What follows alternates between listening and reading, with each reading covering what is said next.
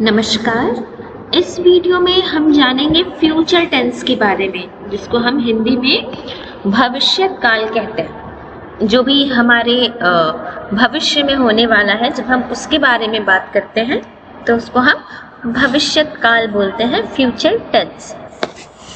जिस तरीके से प्रेजेंट टेंस के 4 प्रकार थे, पास्ट टेंस के 4 प्रकार थे, 4 काइंड्स थे, बिल्कुल उसी तरह से फ्यूचर टेंस के भी 4 प्रकार हैं, 4 टाइप्स हैं।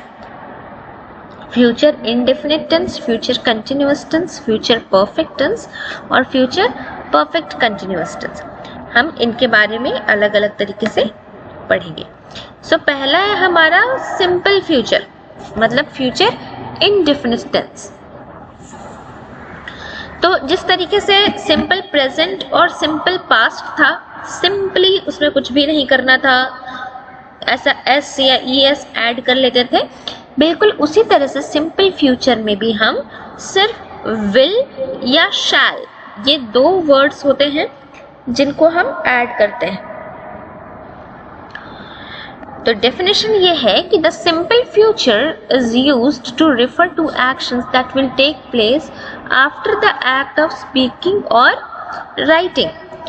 ऐसा कोई भी काम, ऐसा कोई भी कर्म जो हम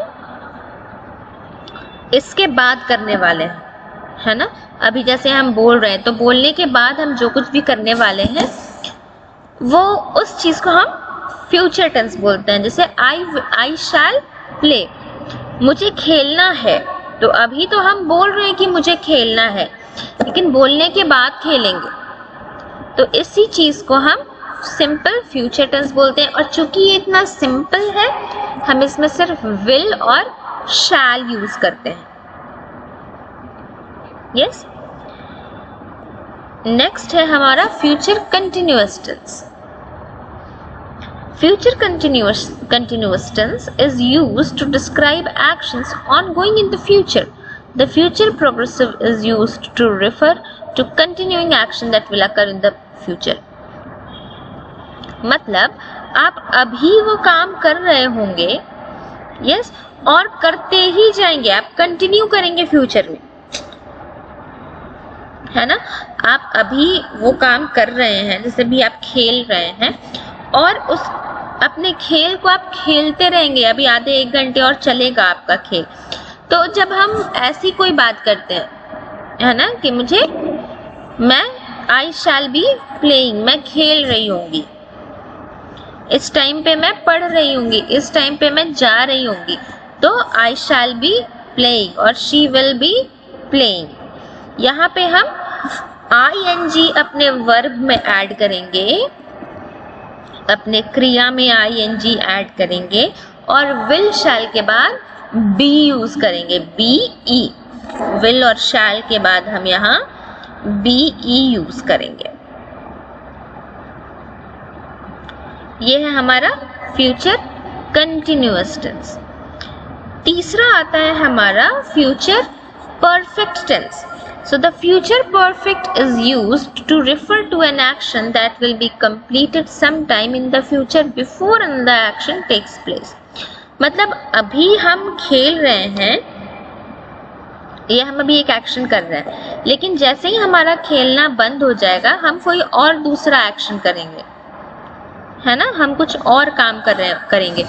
तो जिस तरीके से हमारा खेलना बंद हुआ, है ना, इस टाइम को हम कहते हैं future perfect tense. I shall have played, मैं खेल चुका हूँगा, है ना। शी विल हैव प्लेड, वो खेल चुकी होगी। जब इस तरीके से हम बात करते हैं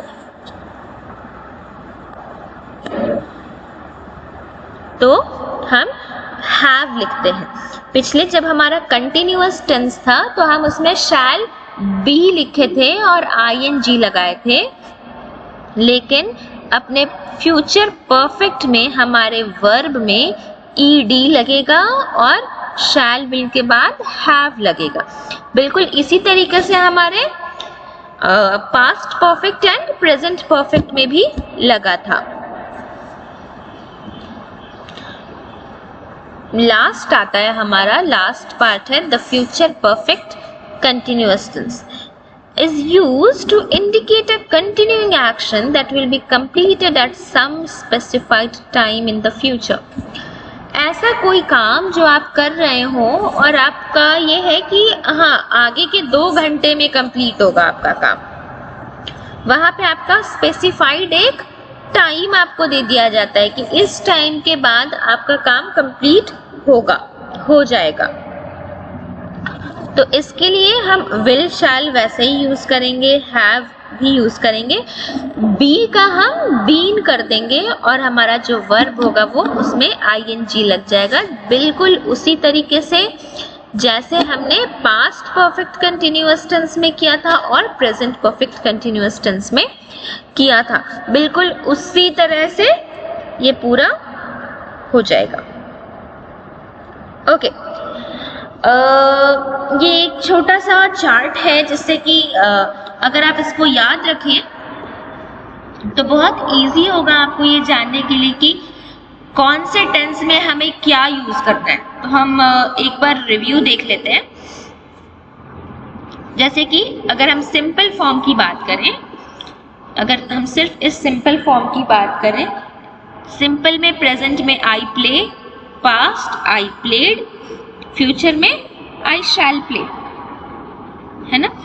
प्रोग्रेसिव में मीन्स कंटिन्यूअस में पूरे में आईएनजी लगता है। देखिए प्रेजेंट पास्ट फ्यूचर तीनों में ही आईएनजी लगेगा, तो इसमें टेंशन लेने की कोई बात नहीं है, हमने वर्ब में आईएनजी ऐड कर देना है। जब प्रेजेंट होगा तो आई एम, और अगर ही और शी इट है तो ही इज प्लेइंग, इज लगेगा।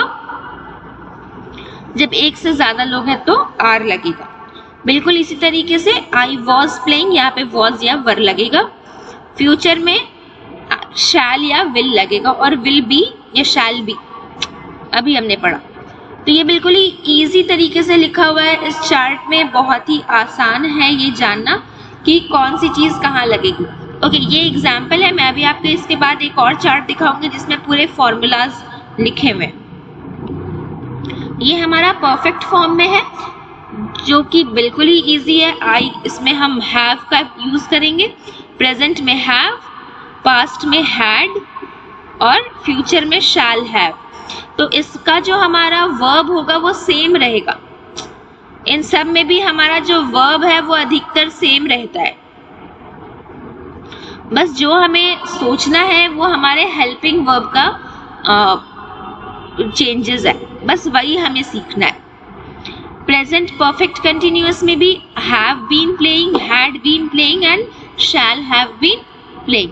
तो ये बहुत ही इजी है, बहुत ही आसान है, बस थोड़ा सा सोचने की जरूरत है और याद करने की जरूरत है।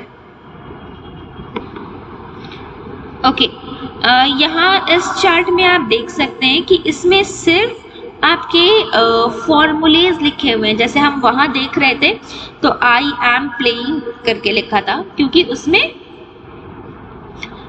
एग्जाम्पल्स लिखे हुए थे। ये पूरा सिर्फ आपका फॉर्मूला है कि अगर फर्स्ट फॉर्म है तो उसमें आप एस और ई एस यूज करेंगे, पास्ट में सिर्फ सेकेंड फॉर्म यूज करेंगे, थर्ड फ्यूचर टेंस में आप विल या शैल और फर्स्ट फॉर्म यूज करेंगे, है ना। आपका वर्ब बिल्कुल सिंपल रहेगा। ये फर्स्ट फॉर्म सेकेंड फॉर्म जो है ये हमारे वर्ब्स हैं, है ना। हमने वर्ब में पढ़ा है play, plays, played, pay, played, played, उस तरीके से ये सिर्फ हमारे फॉर्म्स वर्ब्स के फॉर्म हैं। प्रोग्रेसिव में am, is, are plus first form में आईएनजी, पास्ट में बिल्कुल इसी तरीके से वॉज, वर और आईएनजी, फ्यूचर में विल बी और फर्स्ट फॉर्म में आईएनजी। उसी तरीके से परफेक्ट फॉर्म में हैज और हैव का थर्ड फॉर्म, हैड का थर्ड फॉर्म, विल हैव का थर्ड फॉर्म। परफेक्ट प्रोग्रेसिव में have, has been first form ing, had been first form ing and will have been first form ing।